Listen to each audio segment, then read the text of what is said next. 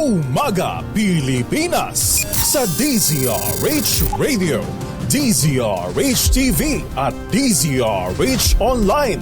Kasama si Kuya Angelo Palmones. Magandang umaga Pilipinas. Martes na tayo ngayon, ika-16 ng Hulyo 2024. Sa ulo ng ating mga balita, LPA o sama ng panahong namumuo sa silangan ng Davao, maaaring maging Tropical Depression Butchoy.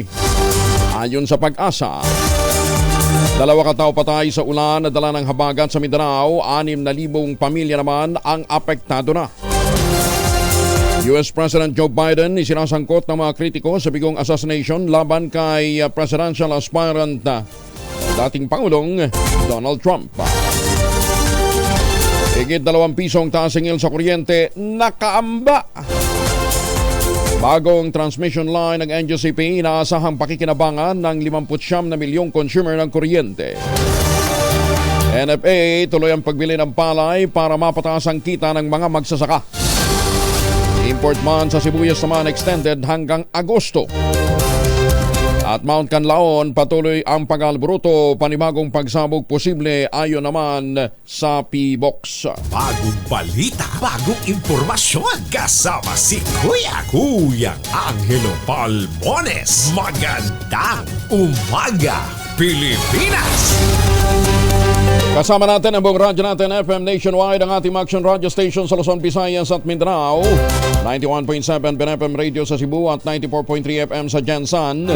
Sa detalye ng ating mga balita, naging low pressure area na ang cloud cluster sa loob ng Philippine Area of Responsibility. Ayon kay Veronica Torres ng Pag-asa, huling namataan kahapon ng hapon ng LPA sa layong 440 kilometro silangan ng Davao City. Inaasahan itong magiging isang tropical depression, tatawagin sa pangalang Butchoy. Sinabi ni Torres na ang trough o extension ng LPA ang magpapaulan naman sa Eastern Visayas, Caraga at Davao Region. Ang southwest monsoon na habagat naman ang pinalakas ng bagyo sa labas ng PAR ay magdudulot ng kalat-kalat na mga pagulan at pagkulog, gayon din ang pagkidlat sa Palawan at Occidental Mindoro. Samantalang habagat din ang magpapaulan sa Metro Manila, Western Visayas, Bataan, Cavite, Laguna, Batangas, Oriental Mindoro, gayon din ang Marinduque at sa Romblon. 2 katao na ang namatay habang 60,000 pamilya ang naapektuhan ng malalakas na mga pagulan, dala pa rin ng habagat.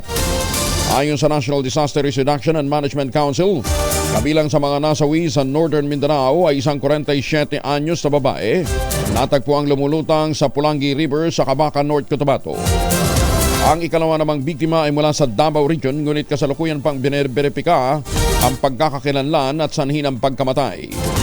Higit naman sa 60,000 pamilya mula sa 300 barangay ng Zamboanga Peninsula, Northern Mindanao, Davao Region, Soxargen at Barm ang apektado ng masamang kalagayan ng panahon na nagdulot nga ng matinding mga pagbaha. Ingat po sa mga kababayan natin, lalong-lalo na dyan sa mga apektadong lugar sa Mindanao. Kumapit naman sa bulsa dahil meron pong mahigit 2 pisong taas-singil sa bayarin sa kuryente ngayong buwan. Sa abiso ng Meralco, magpapatupad sila ng 2 piso at 15 sentimos kada kilowatt hour na dagdag singil para sa July billing.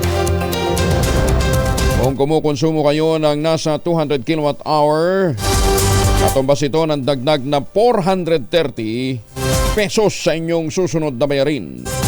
Paliwanag na Meralco, bunsod ito ng tumaas na generation charge kung kailan panahon ng tagulan dahil sa pagbabalik normal ng rates sa Wholesale Electricity Spot Market o WESM. Halos 59 na milyong kabahayan naman at iba pang mga consumer ng kuryente ang makikinabang sa pagkumpleto ng Maribeles Herbosa San Jose Transmission Line na higit pang magsisecure at magpapatatag sa mga serbisyong maghahatid ng kuryente sa Luzon. Sa inaugurasyon at energization ng proyekto, sinabi ni NGCP President Anthony Almeda, critical na backbone ito na magbibigay ng bagong high voltage link na may kakayahang magdala ng 8,000 megawatt ng kuryente mula sa mga planta ng kuryente sa Bataan at Zambales.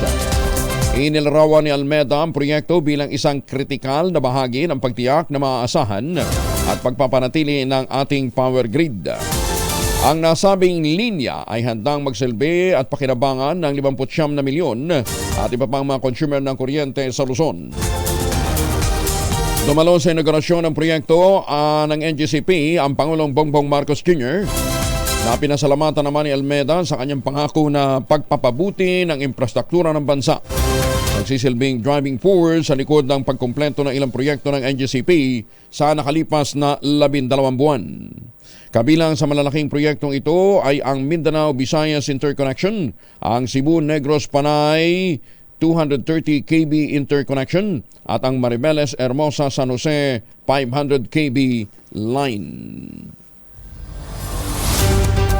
Palalawigin pa ng Department of Agriculture ang import ban sa pulang sibuyas hanggang sa Agosto. Ayon kay Agriculture Secretary Francisco Chu Laurel, idaldan sa nananatiling matatag naman ang supply ng sibuyas sa bansa. Kaya sa ngayon, hindi pa raw kailangang mag-import hanggang Agosto. Naintindihan niya nito na mapigilan ang posibleng pagbagsak ng presyo dahil sa sobra-sobra na namang supply.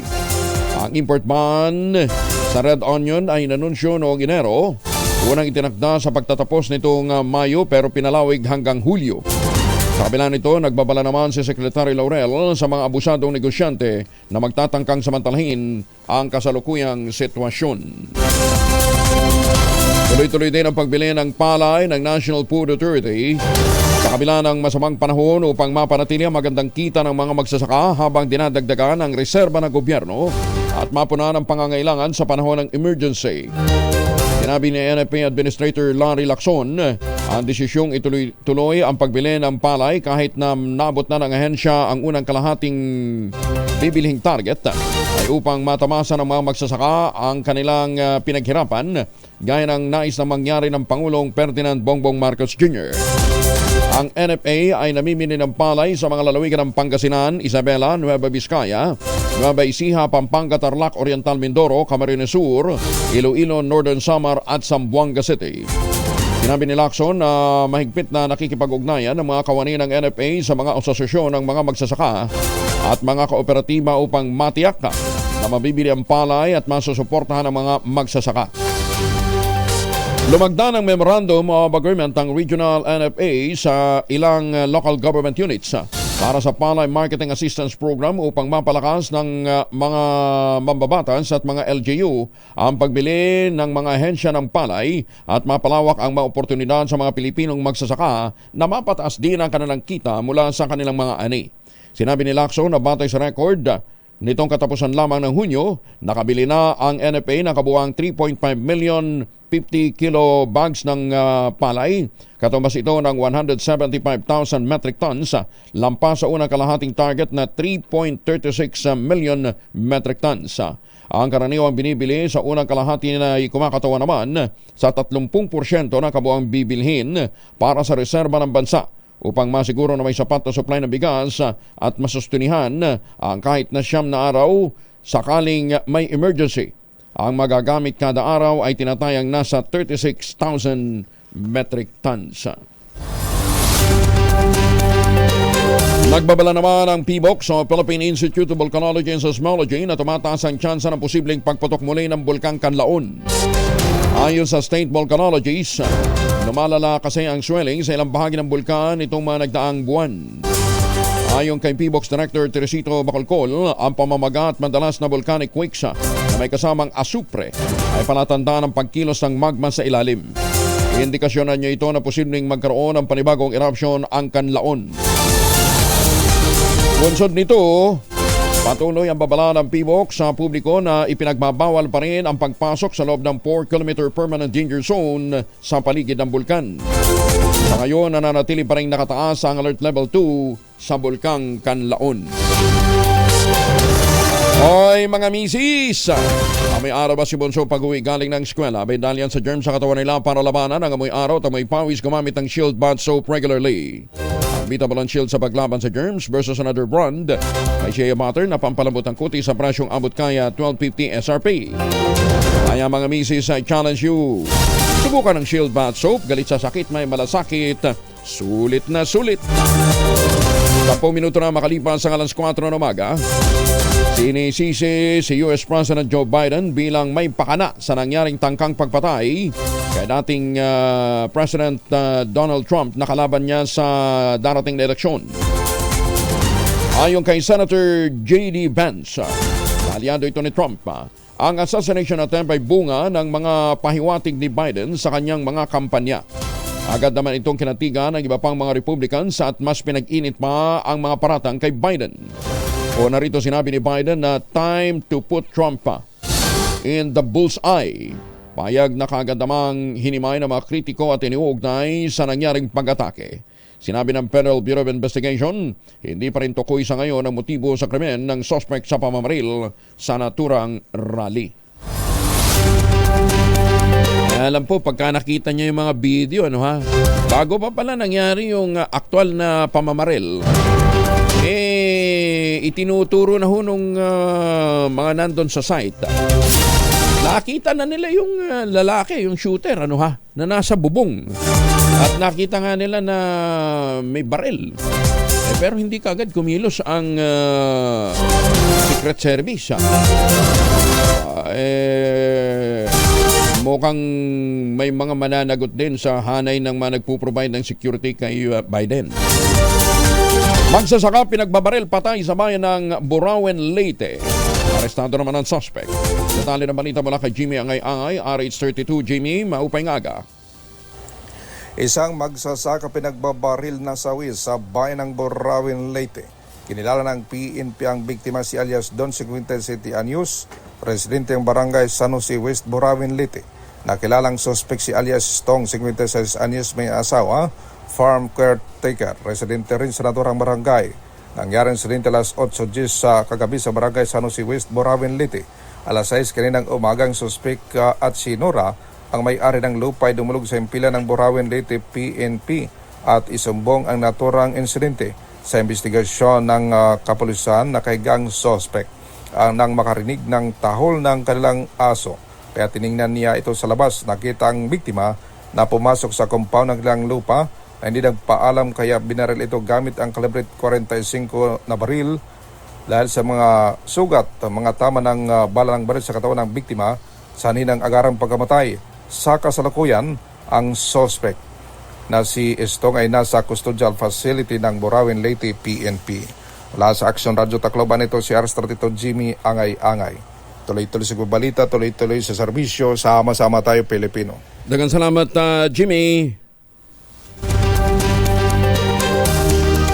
Sa iba pang mga balita, toneladang shabu na nakita sa isang abandonadong bahay. Tinurn over naman ang 2 residente sa mga pulis ng Northern Samar. Detalye na balita mula kay Jane Galit Bantayan, RH34. Buntag Jane. 2 residente naman mula dito sa lalawigan ng Northern Samar ang nag-turn over sa pulis ng 2 pirasong plastic bag na pinaghihinalaang shabu doon sa San Roque, San Isidro, Northern Samar. Nakilala itong mga nag-turn over ng mga residente na sila alias JR, 65 anyos, at alias Albert, 57 anyos. Ayon sa kanila, sa kanilang pahayag sa pulis ay natagpuan nila ang 2 white transparent plastic bags na pinaghinala ang shabu ang laman sa isang abandonado at dilapidated na bahay kubo malapit sa kanilang bahay. Agad naman na nagtungo sa lugar ang San Isidro MPS at doon ay natagpuan pa nitong mga pulis ang isang sako na may laman na 6 na piraso na plastic bags na pinaghinala ang shabu ang laman, at natagpuan ng mga pulis ang 3 pirasong malalaking white plastic bags, 3 green transparent plastic bags at 2 eco bag, ngunit wala na itong laman.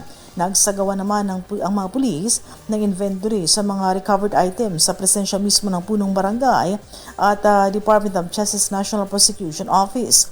Inaalam pa ang bigat o gramo ng mga natagpuan na pinaghihinalang shabu ng Regional Forensic Unit. Ang nasabing mga items ay kasalukuyan na nasa kustodiya ngayon ng San Isidro MPS para sa tamang disposisyon. Mula sa Action Radio Katarman sa lalawigan ng Northern Samar, RH34, Jane Galit Bantayan, tuloy-tuloy sa pagbabalita, tuloy-tuloy sa serbisyo. Sama-sama tayo, Pilipino. Dengan salamat, Jane. 2 linggo na lamang ang natitira bago ang huling araw ng deadline na July 31 para po sa pagsasubmit ng mga entries ng mga photo enthusiasts, yung mga mahilig sa photography. Ang panawagan sa inyo ng Philippine Amusement and Gaming Corporation, isamitin na ang mga final entries para sa 2024 Pagcor Photo Contest. Ang tema nga po ay Harvest Time. Pagsaludo, pagkilala, pagpaparangal sa ating pong mga magsasaka, mga mangingisda at iba pang nasa sektor ng pagkain at agrikultura. Kasama dyan siyempre yung nasa horticulture, yung mga nag-aalaga ng mga bulaklak.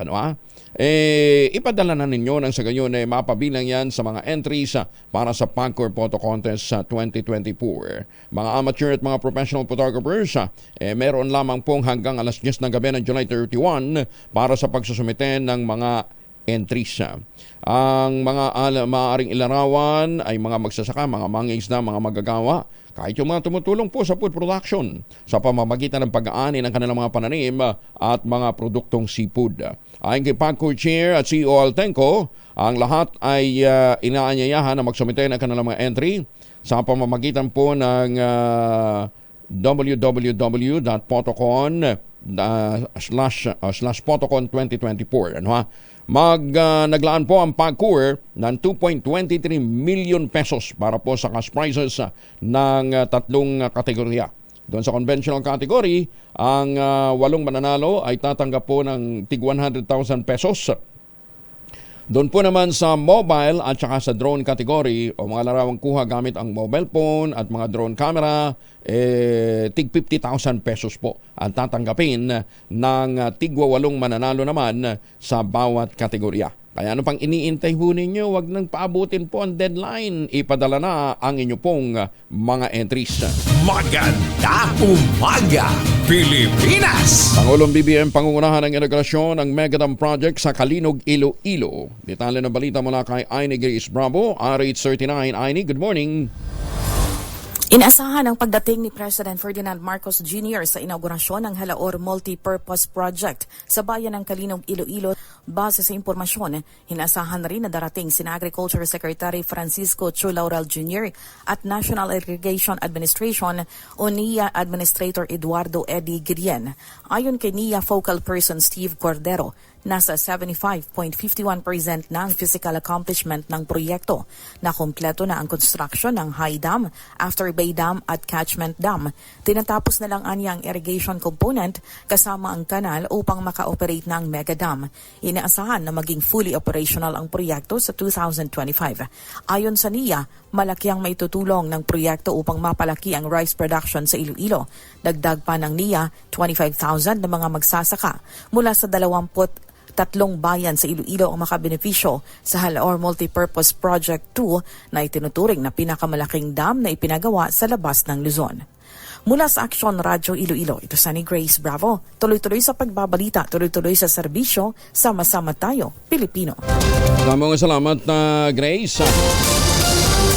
Samantala, personal na titingnan ni Senator Amy Marcos ang presyo ng mga produktong pang-agrikultural at iba pang pagkain sa Negros Oriental.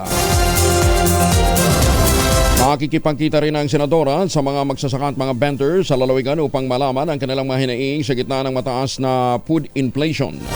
Lain din ang pagbisita ni Senator Marcos na marinig ang sentimiento ng mga magsasaka at mga nagtitinda sa 15% taripa sa bigas at iba pang mga agri-products.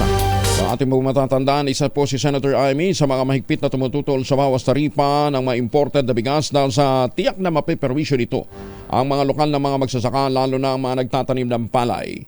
Ganyan din ang impact ng African Swine Fever o ASF sa kanilang kabuhayan, lalo pat wala pa rin available na bakuna sa bansa laban dito. Gagawin ni Senator Marcos ang nasabing mga aktibidad matapos na dumalo naman sa pagdiriwang ng unang anibersaryo ng Darwin Mega Market bilang guest of honor at speaker. May nakatakda rin siyang dialogo sa mga opisyal ng mga barangay sa Katlan Distrito ng Negros Oriental. Maganda umaga, Pilipinas! Hoy, tricycle at truck nagbanggaan, nag-iwan ng 2 sugatan at isang patay sa Luwak, Pangasinan. Masantos siya kabasan ni Chico Emin sa ating mga kababayan dyan sa Pangasinan. Detalye na balita mula kay RH38, Freddy Pajardo. Freddy. Patuloy pang nilalapatan ng lunas ng mga doktor sa Urdaneta City District Hospital ang 2 sugatan na kinilalang sila Tercio Biray Adviento, 47 anyos, tricycle driver, at Chupista Lazaro, 71 anyos, byuda, habang idiniklara namang dead on arrival si Trinidad Basa, kapwa mga residente ng Barangay San Vicente, Urdaneta City, matapos mabangga ang tricycle nilang sinasakyan ng kasalubong na bus na minamaniho ni Mervin Miranda, 30 anyos, residente ng Barangay Concepcion, Rosario, La Union. Sa ulat ni Chief of Police Major Jade Macaraig, alas 4 ng madaling araw, naganap ang aksidente sa Provincial Road ng Barangay Poblacion, Lawak, kung saan umano'y nag-overtake sa sinusunodang sasakyan ang truck at pumasok ito sa linya ng kasalubong na tricycle, kaya sila nagkabanggaan. Hindi naman nasugatan ang truck driver na ngayon nasa kustodiya ng Lawak Police Station para sa kaukulang disposisyon. Mula sa Action Radio Pangasinan, ito si Freddy Pajardo, tuloy-tuloy sa pagbabalita, tuloy-tuloy sa serbisyo. Sama-sama tayo, Pilipino. Maraming salamat, Freddy. Inaasahang bababa na sa mga susunod na araw ang presyo ng gulay sa Metro Manila. Ayon kay Agriculture Assistant Secretary Arnel de Mesa, dahil ito sa unti-unting pagtaas ng supply ng gulay.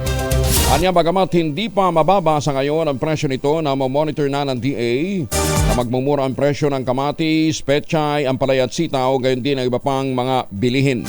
Matatandang kamakailan lamang na ay biglang sumirit ang presyo ng ilang gulay dahil naman sa pananalasa ng kalamidad sa ilang lalawigan.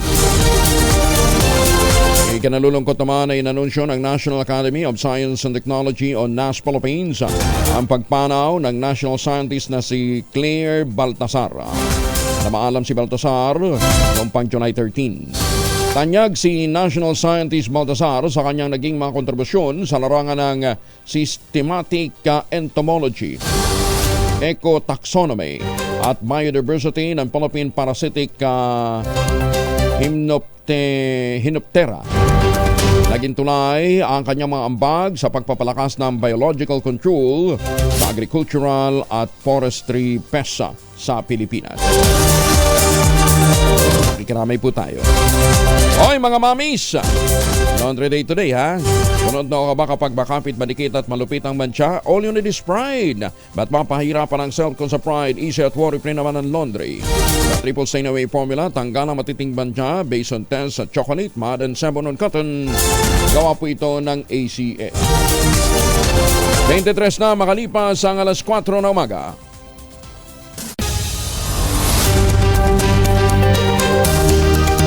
At 25 na makalipas ang alas 4 na umaga. At teka muna, ha? 7,000, 7,000 na po ang naghihintay na premyo sa Mahiwagang Tunog. Mahiwagang Tunog!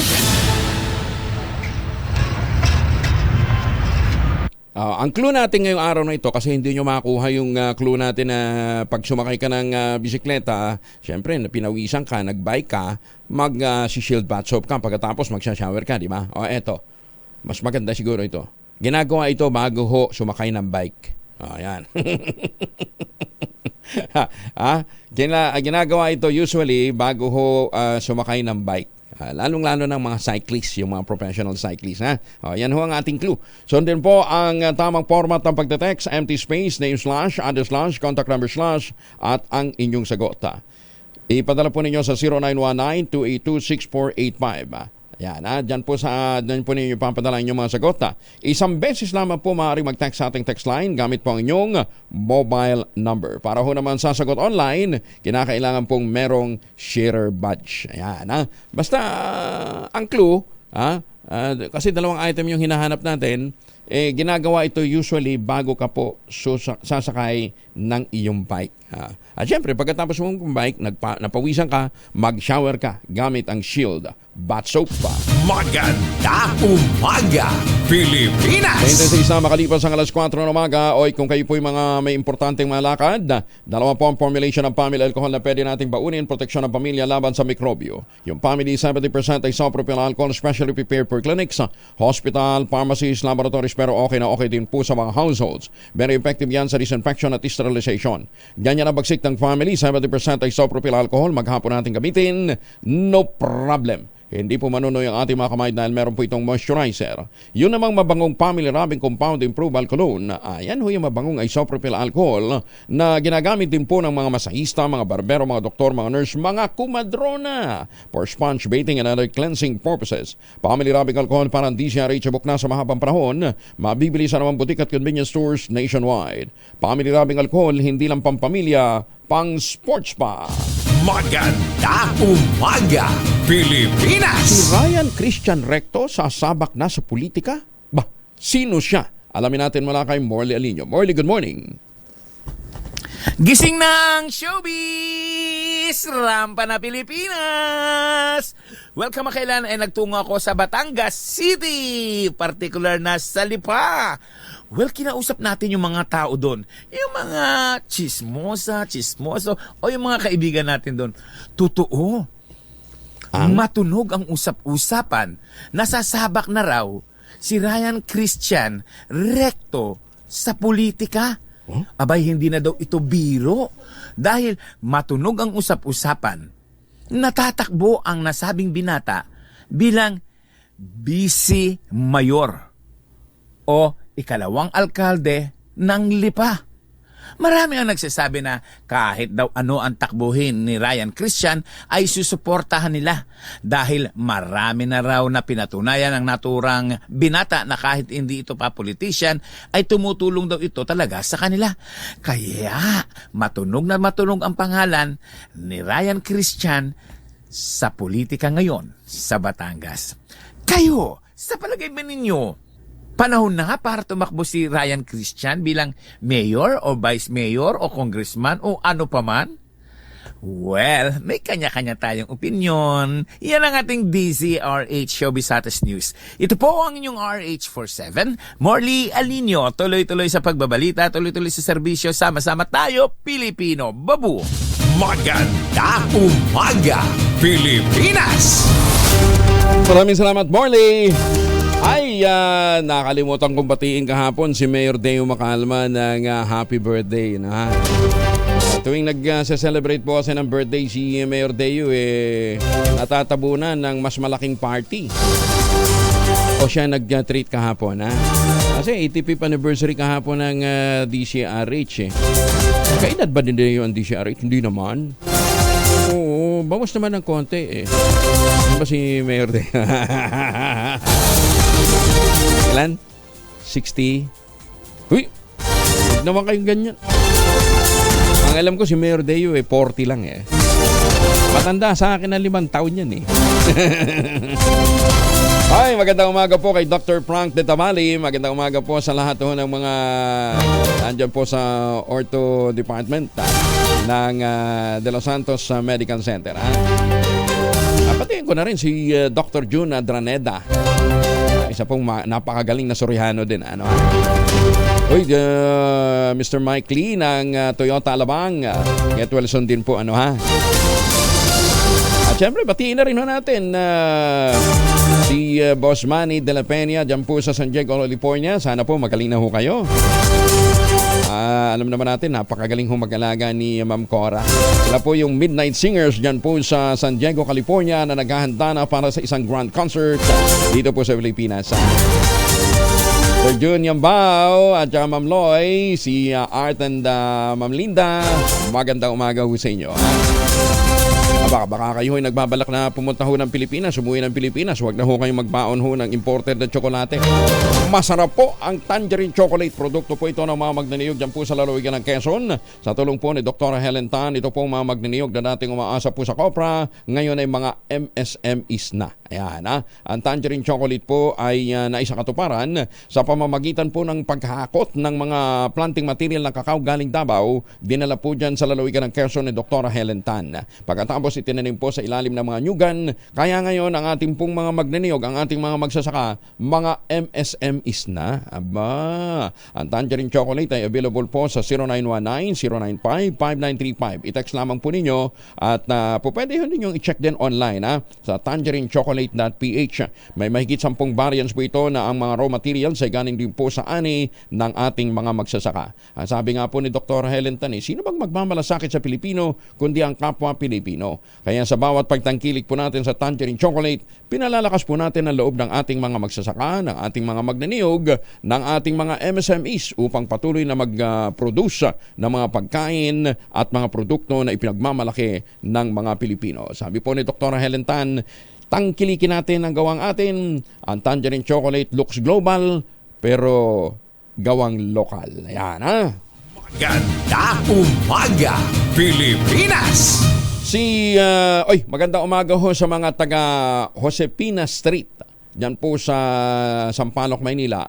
Boundary ho ito ng Quezon City at saka ng Maynila. Yan, Josepina Street.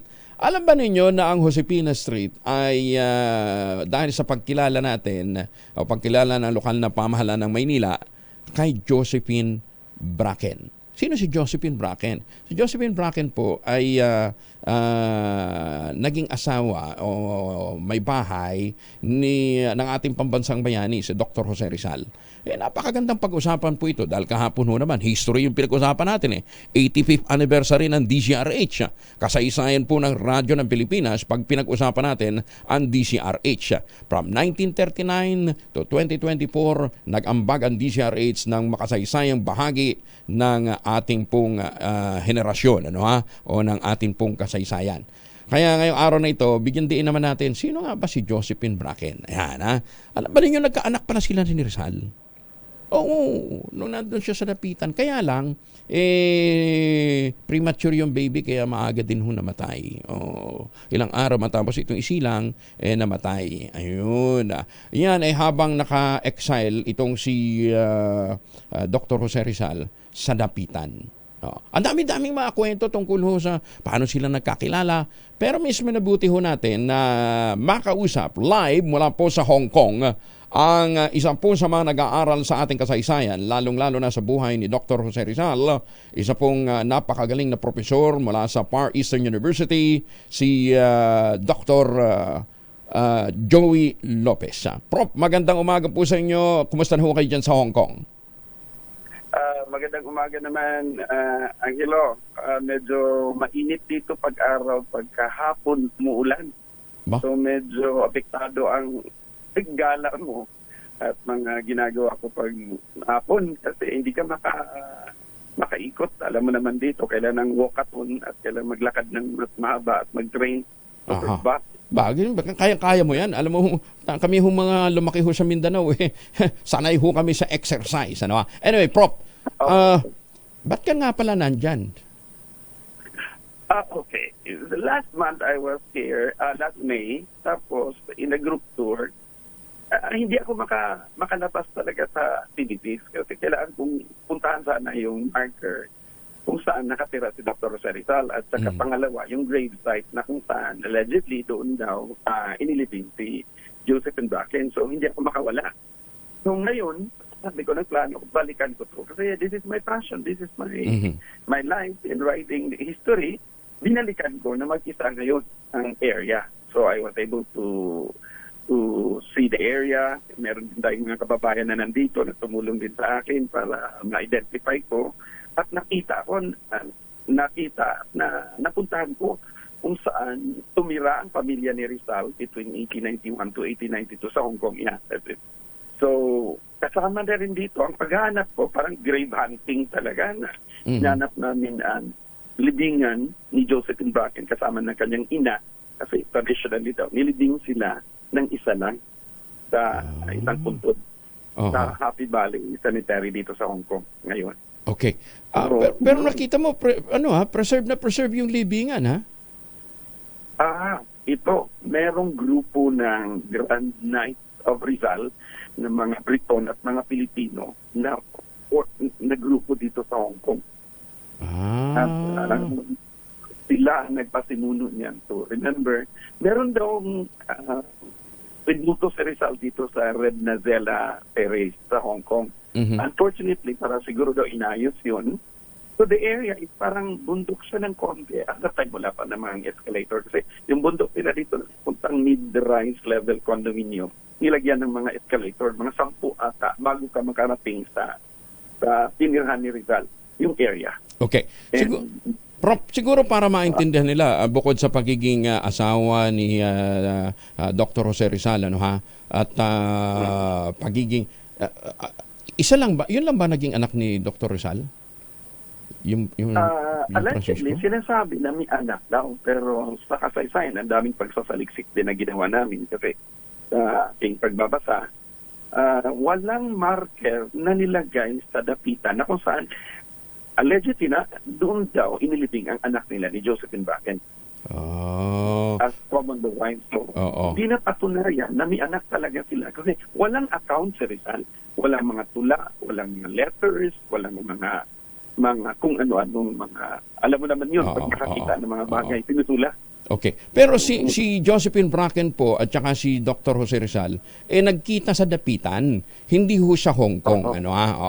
Hindi sa Hong Kong. At hindi si Dr. Jose Rizal ang naghanap kay Josephine, kundi si Josephine at saka yung kanyang adopted father ang nagpunta pala ng dapitan para hanapin si Dr. Rizal para magpagamot ng mata. Kasi very known ophthalmologist na si Rizal dito sa Hong Kong. Remember na ang Hong Kong was a British colony. At that time, when he was working here, considered ko nga siya na the first OFW. Pero hindi as a domestic helper, as an ophthalmologist. So he was treating patients ng mga British. Kaya nung bumalik siya sa dapitan, bumalik siya sa Pilipinas at pinapon sa dapitan ng mga Kastila, tinugdan siya ng mga British clients, including the stepfather of Josephine Bracken, si George Topper. Okay. Tapos, nung unang makita pa lang ni Dr. Jose Rizal, si Josephine Bracken, na-love at first sight. Love at first sight. Medyo nabighani at medyo controversial ang buhay Angelo ni Josephine Bracken kasi yung stepfather daw niya sa lahat ng libro na pinagbabasa ko, pero daw allegedly para daw sexually abused daw si Josephine Bracken, yung kanyang stepfather. Okay. Anyway, alam naman ng mga panahon yan, ang dami ding mga marites, ano ha? At saka kung ano-ano pang mga intriga. But more than that, alam mo ba ninyo na, totoo ba yun, Prof? Sumama din sa himagsikan si Josephine Bracken after the death of Dr. Jose Rizal nung hindi ibigay sa kanya yung labi ni Dr. Jose Rizal after na ito'y mapatay sa Bagong Bayan. Oo, totoo yan. Sumali daw yan sa grupo ni Ibidio Aguinaldo. May mga accounts siya na nakapatay daw siya ng kalaban at magaling daw siya sa pistol at the time. Siguro baka si Rizal din ang nagturo sa kanya sa dapitan kasi magaling na kuhaan sa pistol si Rizal. And more than that, during peacetime, nag-tutor din pala ito. In fact, mukhang isa yata siya sa mga nag-tutor din ng German language kay Rizal. Pero meron pa siyang isang tinuruan na naging presidente ng Pilipinas. Serious man yan. Kasi after na namatay si Rizal, then nag-join siya sa revolution, bumalik siya ng Hong Kong. At dito, nakilala niya ang isang Filipino consul na si Guanos, na si Vicente Abad. Okay. Kaya nga, binagtatanong sa akin nung nag-post ako kung Abad pa daw ang nilagay doon na apelyido. Hindi nilagay, hindi in-acknowledge. Nakapag-asawa ng Filipino consul na Cebuano at umuwi daw yan ng Pilipinas at tumira din sa Cebu. Kaya siguro nasabi may mga accounts na ito nakapagturo ng English dahil serious man niya noon. Kasi meron siyang tutorial school. Pero magaling din siya kasi medyo ang mga nakikilalang tao, mga big time. Mga bigatin, ang negosyo daw nung si Abad sa Cebu ay pagbebenta ng bicycle parts. Kita ho ninyo, Siguro, tanungin ho ninyo yung mga taga Cebu, ano yung part ng bisikleta na ginamit natin sa Mahiwagan Tunog. Banglayo ng koneksyon, Anyway, so Prof, ayun, kahapon ko lang din ho nalaman na yung palang Josepina Street ay ginawa ng o ipinangalan ng lokal na pamahalaan ng Maynila kay Josephine Bracken dahil sa pagkilala sa kanya naging kontribusyon sa history ng mga Pilipino. Oh, kung mapansin mo yan, Kong, yung Sampaloc sa Manila, lahat yan may konektado kay Rizal na kanto, na kalye. At naisulat ko rin yan. Kung bakit pinangalan. Halos characters ng Noli Me Tangere at LTD lahat na may kaugnayan kay Rizal. Lahat ng kanto dyan. From Maria Clara to Dapitan, to Josefina, to Dr. Claig, to Moret, lahat yan merong kaugnayan. Batilio, Christine, Sita. Okay. Anong kaugnayan ni Josephine Bracken sa Noli Me Tangere? Noli Me Tangere sa Mi Ultimo Adios? Ito daw ay isang farewell ni Rizal na tula, pero nilagay kasi doon sa tula na yun is mi dulce extranjera, mi amiga, mi alegria. Hindi daw nilagay na mi esposa, spouse. Friend lang ang nilagay ni Rizal doon bilang isang patunay na magkakakilala sila. Kaya may patanong ng mga historians, bakit kung ito ang huling pamamaalam ni Rizal sa atin at ang pula ay na-dedicate din kay Josefina, kay Josephine Bracken, bakit hindi daw ito? So maraming kontrobersya hanggang ngayon na umiikot na hindi sila nakasal. So yung account na ikinasal sila habang bago siya nabaril sa Bagong Bayan, wala ding patunay doon. Wala rin yun, pinagdidebatihan yun hanggang ngayon kasi walang mapatunayan si Josephine Bracken na kinasal sila because he was claiming not only the body but she was also claiming the whole properties of Rizal including the book. Ganun ba yun? Kaya medyo naging kontrobersyal. Oo, hindi binigay ng pamilya kasi walang patunay kasi common law wife sila. That woman suffered so much kasi naging nakaaway niya si Doña Chodora at pamilya ni Rizal. Parang hindi siya nagustuhan kasi shady ang origin niya. So may mga marites noong unang panahon na ang kasaba daw ni Josephine Bracken going to the Philippines was a big time daw na isang taga Manila Cathedral na babae, si Manuela Orlac. So, anyway. Nevertheless, minahal siya ni Rizal. Tsaka importante dito, sabi nga natin, malaki naging kontribusyon niya, malaki naging ambag niya sa paghubog ng kasaysayan ng Pilipinas, lalong-lalo ng mga panahon yun, ng pakikidigma natin laban po sa mga mananakop. Dahil sumama talaga siya sa revolusyon. May mga accounts nga din daw na meron nga siyang napatay na mga kaaway. Ayan. Prof, maraming salamat for the continuing effort ng inyong katulad ninyo mga nagsusulat ng history natin, ina-analyze ang history natin para sa dagdag na kaalaman ng mga darating pang mga henerasyon. Keep it up, Dr. Joey Lopez. Maraming salamat. Salamat po. Thank you. At kumusta nyo kami dyan sa mga OFW natin, sa mga unsung heroes natin dyan sa Hong Kong? Dito. Ganun ba? Sige. Ingat, kumusta nyo kami sa kanila? Maraming salamat po. Thank you. Salamat po. Si Professor Joey Lopez ng FEU, nag-aaral po ng history ng ating mga tawag dito, mga bayani, kasaysaya, mga buhay ng ating mga bayani. Ngayon po ay nandyan sa Hong Kong, dumayo pa talaga ng Hong Kong para po maintindihan ang buhay ni Rizal. Magandang umaga, Pilipinas! Kita ho ninyo yung passion na yun. Parang passion din po ng ating mga OFW.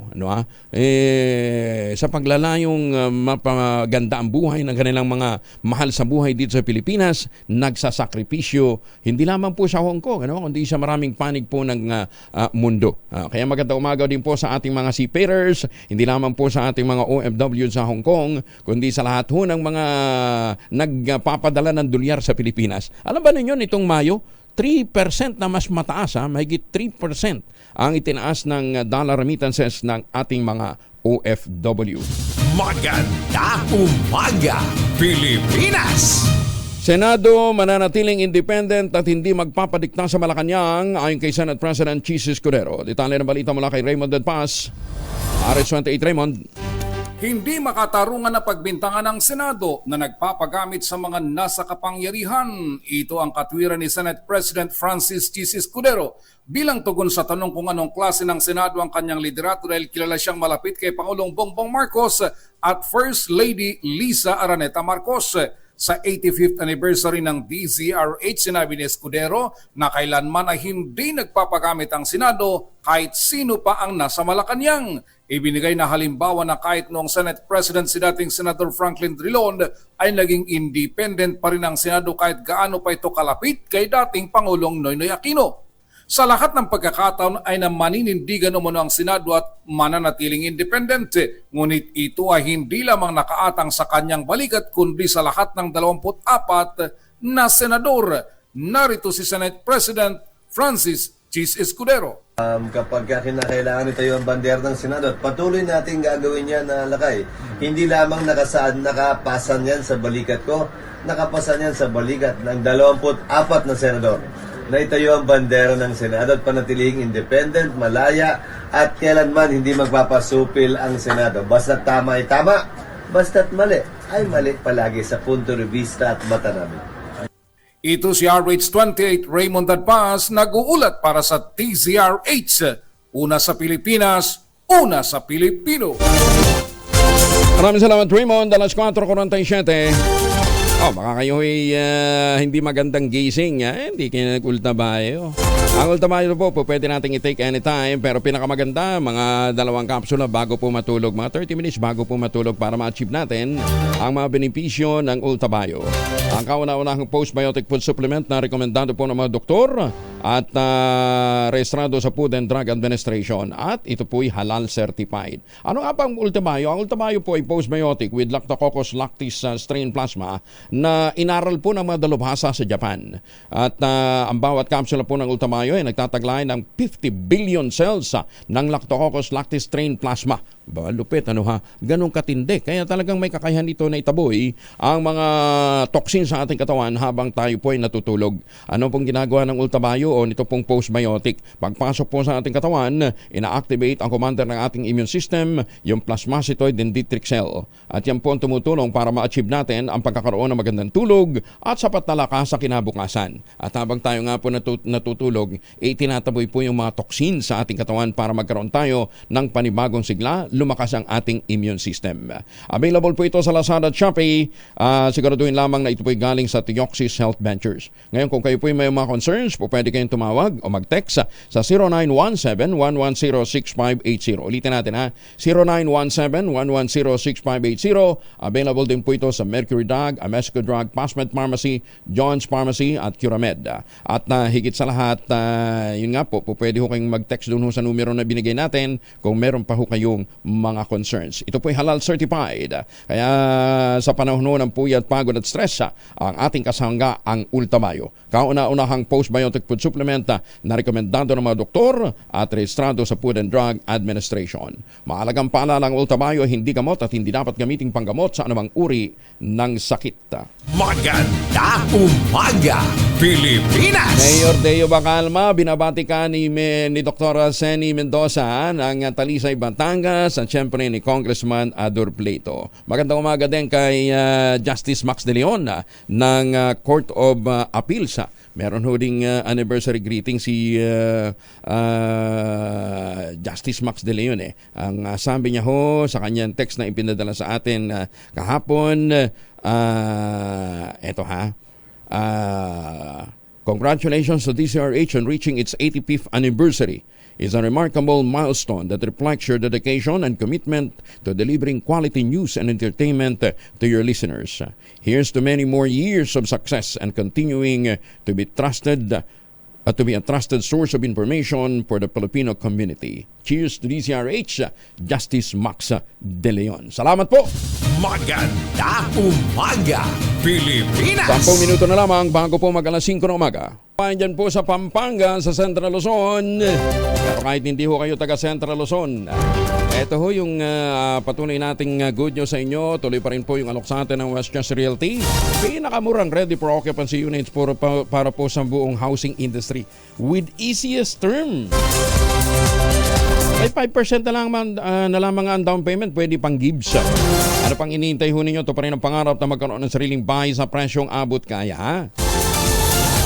Ang gagawin ho ninyo, makipag-ugnayan sa 0996-501-5555 o sa 0947-434-5555 para malaman ho ninyo kung paano nyo ma-avail ito pong mga ina-offer na programa ngayon ng Westchester Realty para po sa Severa Mabalacat, Severa Bacolor at saka sa Mira. Aba, at kung ngayon nga ho kayo bibili, may chance pa ho kayong manalo ng 342 sa namang Asian destination. Nakabili na kayo ng bahay sa isang township na nandyan mismo ang iba't ibang mga amenities. Makakabiyahe pa kayo ng libre for 2. Papuntan Japan, Taiwan, Singapore, Hong Kong o dili kaya ay Thailand. Para mabisita din yun yung libingan ni Josephine Bracken. Katulad ni Professor Joey Lopez, ha? At kung hindi ho kayo sa swerte, doon po sa 342, nandyan pa rin yung Premier e-bike at aircon promo ng Westchester Realty. Ito pa rin ang pangarap na magkaroon ng sariling bahay sa presyong abot kaya. Makipag-ugnayan sa 0996-501-5555 at 0947-434-5555. Pero alam ba ninyo si Jan Estrada? Nilayasan na naman ang asawa. Detalye ng balita mula kay Gorgie Rula. Gorgie, good morning. I had enough. Iyan ang isa sa matinding pahayag ng dating beauty queen na si Priscilla Mireles nang mag-Facebook live ito kahapon ng hapon. Nasa Brazil na pala si Priscilla kasamang anak nila ni Jan Estrada. Wala pa siyang kinumpirmang nakipaghiwalay na siya sa aktor pero ganun na rin ang dating ng mga pahayag niya na napuno na raw siya. Nabuking kasi ito sa Instagram account ni Jan na kung saan ay nag-comment doon si Priscilla ng "Looking very divorced, Mr. Estrada." End of quote. Tinanggal na muna ni Jan ang comment section sa kanyang Instagram dahil sa dami ng mga nambabasya kanya. Meron pa kasing tinag si Priscilla ng pangalan ng isang babae na tinuturong dahilan di umano ng paghihiwalay nila. Sinubukan naming hinga ng pahayag si Jan pero hindi ito sumasagot sa aming text at tawag. Ang chismis ay matagal na raw palang hiniwalayan ni Priscilla si Jan pero nakiusap lang daw ang aktor na huwag na itong isa publiko. Ngayon lang ito inilabas ni Priscilla dahil sa napuno ng araw siya. Mula sa kauna-unahan sa Pilipinas, DZRH, ito po si Gorgie Rula. Tuloy-tuloy sa pagbabalita, tuloy-tuloy sa serbisyo. Sama-sama tayo, Pilipino. Maraming salamat, Gorgie. Excess fund ang PhilHealth para naman sa unprogram appropriations na ayon naman sa batas. Yan pong ibabalita sa atin ni Manang Milky Reconan, RH12. Manang Milky, good morning. Walang magiging problema kung gagamitin ang excess funds ng Philippine Health Insurance Corporation para ipampondo sa unprogram appropriations. Ayon kay Albay Representative Joey Salceda, Chairman ng House Ways and Means Committee, tauna naman na binibigyan ng subsidiya ang PhilHealth maliban pa sa kontribusyon ng mga miyembro nito. Sabi ni Salceda, kung inilala ang pondo na galing sa buwis ng taon bayan ay hindi naman nagagamit ng PhilHealth, makabubuting gamitin na lamang ito pampondo ng iba pang mga programa ng pamahalaan kaysa mangutang. Paliwanag ni Salceda, hindi maganda na magkaroon ng sobrang pondo ang ating mga GOCC na natutulog lamang imbis na magamit sa public investment. Dagdag pa ni Salceda, magdudulot kasi anya ito ng mababang government spending na makaapekto sa pag-unlad ng bansa. Sa 2025 proposed national budget, tiyak ni Salceda na mabibigyan ng subsidiya ang PhilHealth. Ngayong taon, 162 billion pesos na subsidy ang inilaan para sa PhilHealth. Ako si RH12 Milky Reconan, nag-uulat para sa DZRH, una sa Pilipinas, una sa Pilipino. Maraming salamat, Manang Milky. Oy, good news sa mga motorista, ha? Simula mamayang alas 6 ng umaga ngayong araw, aarangkada na ang tapyas presyo sa krudo. Mamaya na kayo magpakarga. Full tank nyo na mamaya. Sa anunsyo ng ilang kumpanya ng langis, magbabawas ng 60 sentimo. 60 sentimo sa kada litro ng gasoline, ang Shell, Sea Oil at Petrogas. 95 centavos naman ang tapyas presyo sa kada litro ng diesel. 1.15 naman sa bawat litro ng kerosene. Ito ang unang rollback matapos ang 4 na sunod-sunod na oil price hike mula nito nakarang buwan, bunsod ng pagbabago ng presyo sa pandaigdigang merkado. Sa kalakalan pa rin, nag-aabang ang mga investor na ibababa ng Bangko Sentral ng Pilipinas ang interest rates nito sa pagtatapos ng ikatlong quarter ng taon. Inaasahan ng mga negosyante, ng mga stock analysts, ang bullish stock market condition kasunod ng mga buwan ng pagtaas ng presyo o pagtaas ng interest rate. Mayon ang sabihin ng Bangko Sentral ng Pilipinas na posible silang magpatupad ng maluwag ng policy rates simula sa susunod na buwan. Sa ikalamang magkasunod na pagkakataon, ipinako ng Central Bank ang target reverse repurchase rate na 6.50%. Habang ang interest rate naman sa overnight deposit at lending facilities ay nananatili sa 6%. Mahigpit na sinusubaybayan ng mga investor ang mga negosyo ng SM Prime Holding na tumaas ang spending o paggastos ngayong taon. Patuloy na ginagamit ng SM o SM Prime ang 100 billion peso commitment nito para sa spending program upang suportahan ang mga expansion program. Kabilang na ang 360 hectare reclamation project dito po sa Pasay City. Aba, itong Abril iniulat ng SM Prime, 33% ang pagtaas ng kanilang net income kumpara noong isang taon. At alam ba ninyo na 102 billion pesos dito ay nagmula lamang sa reservation sales. Ibig sabihin, hindi pa na itatayo, na ibenta na ho yung kanilang mga unit. 2 minuto na lamang bago po alas 5 na umaga, Maharlika Livelihood Center Building sa Baguio City nasunog. Detalye na balita mula kay Romy Gonzalez sa Rich 41 ay Bagnabigat. Romy. Hanggang sa ngayon ay patuloy yung ginagawang mapping operation na makagawad ng Bureau of Fire Protection matapos masunog bandang alauna ng madaling araw ang Maharlika Livelihood Center Building na matatagpuan sa panulukan ng Magsaysay Avenue at Abarao Street. Ayon sa report ng Baguio Fire Protection, nagsimula itong sunog bandang alauna na madaling araw na fire under control ganap na kaninang alas 4:01 at tuluyang na fire out ganap na alas 4:40 ngayong madaling araw sa pamagitan ng City Fire Marshal. Ayon sa report, itong sunog ay nagsimula sa taas na bahagi nitong 5 palapag na Marcos Legacy Building na pinatayo during the time ni dating First Lady Imelda Marcos. Sa ngayon ay inaalam pa ng mga bumbero kung ano ang dahilan kung bakit nasunog itong naturang gusali. Subalit sinasabi ng ilang mga may-ari ng mga stores doon ay nagsimula sa mga parlors kung saan ay napakarami sa taas nito. Magbabalik tayo mamaya sa mga karagdagang mga detalye ng naturang sunog sa Baguio City. Romy? So yes. Kumusta dyan? Malamig? Kumusta ang temperatura? Yung dati naman, naglalaro yan sa 16 to 17 degrees. Ng Angel. Maulan? Hindi naman. Hindi pa. Malamig lamang yung panahon. Sige. Pero anong pinaka-easiest way pa rin na Kinon? Pwede man daanan yung Kinon? Cannon Road, Marcos Highway, tsaka Nagilan Open. Sa Cannon Road lamang, medyo matraffic kasi marami nang dumadaan dyan mula nung binuksan yan sa light vehicles kasama ngayon dyan. Okay, sige. Update. Padala mo kami ng update mamaya, ha? Thank you. Okay. So yan muna latest sa update. Ito si RH41, Romy Gonzalez.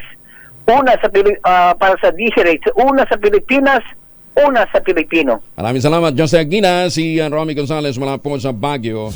Maganda umaga, Pilipinas! Pag-uusapan na lang din po ang lagay ng panahon. Kasama na natin si Kaobet Badrina mula sa Pag-asa. Kaobet, good morning!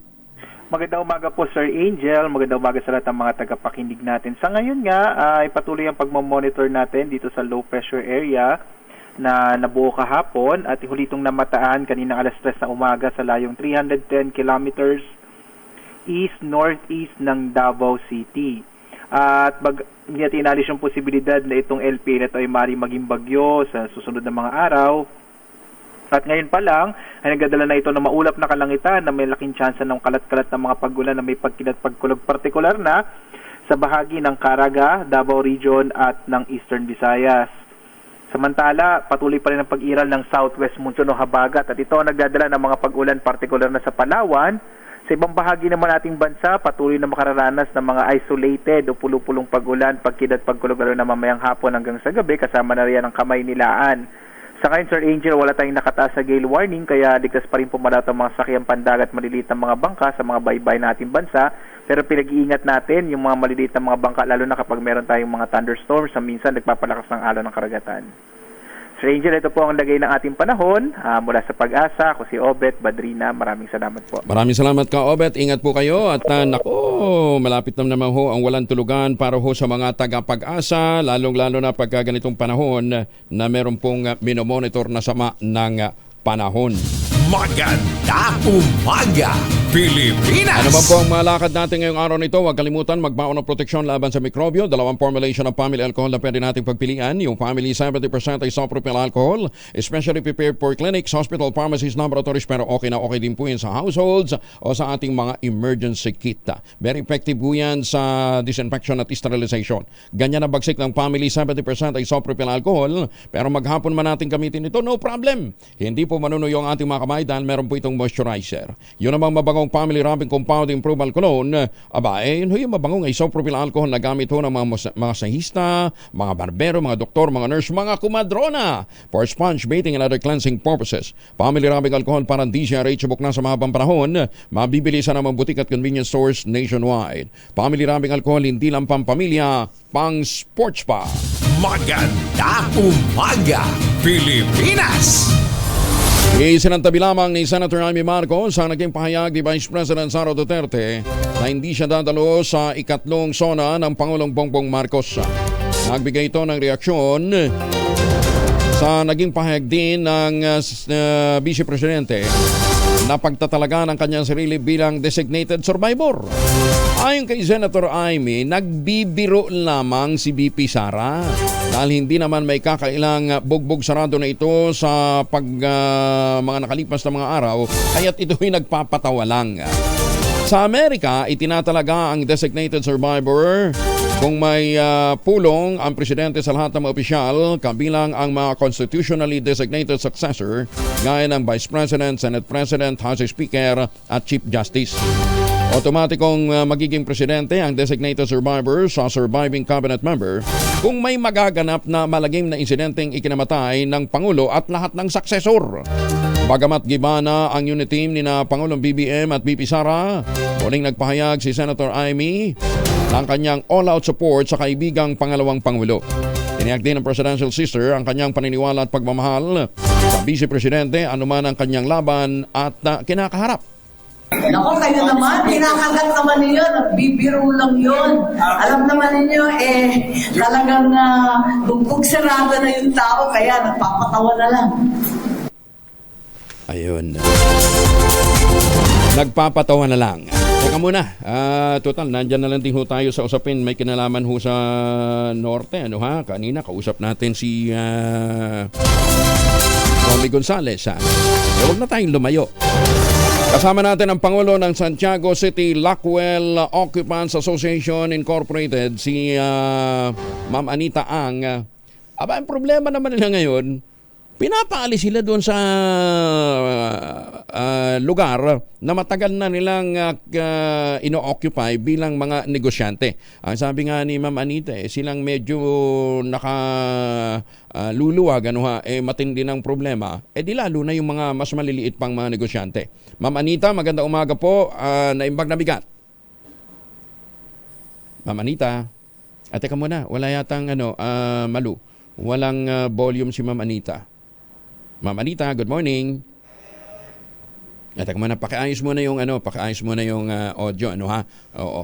Guilty naman sa kasong child abuse sina dating Bayan Muna Party List Representative sa Turo Campo, ACT Teachers Party List Representative Franz Castro at iba pa. Batay sa inilabas na desisyon ng Regional Trial Court Branch 2 ng Tagum City sa Davao del Norte, makukulong ang mga akusado ng 4 hanggang 9 na buwan hanggang 6 na taon at 8 buwan.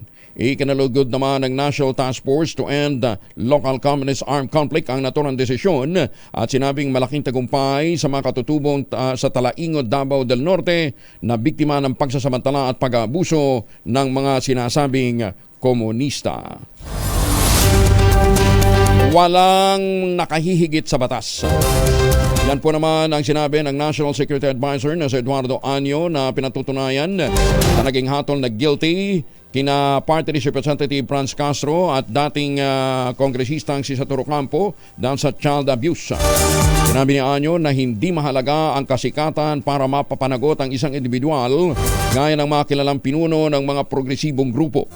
Mahalaga niya itong hakbang para patunayan na nahinto na ang umano'y pang-abuso sa mga menor de edad at ang indoctrination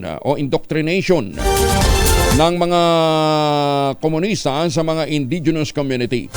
Ginawa ni Año ang pahayag matapos ang akusasyon ni Castro at 14 na akusasyong tinangay ni Castro ang 14 na mga menor de edad sa isang solidarity mission sa bayan ng Talaingog noong 2018. Ngunit nanindigan naman si Castro at Ocampo na mali ang hatol ng korte dahil pagkatik umano ito sa pagkandado sa Lumad Schools. Kabilang sa mga prusang ipinataw sa mga nahatulan ay 4 hanggang 6 na taong pagkabilanggo at bayad danyos na 20,000 pesos para sa bawat biktima.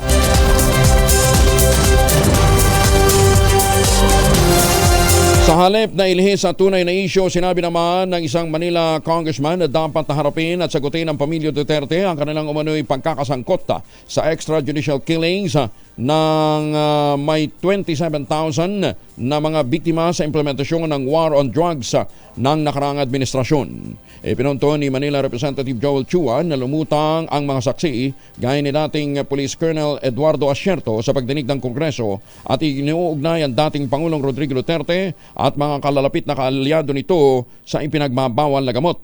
Nais ni Chua na makakuha ng categorical answer mula lalo at direkta umanong sinabi nitong si Colonel Asierto na ang dating Pangulo ay protektor ni Michael Yang, ang dating economic advisor ng nakalipas na administrasyon na inaakusahan din bilang isang drug lord.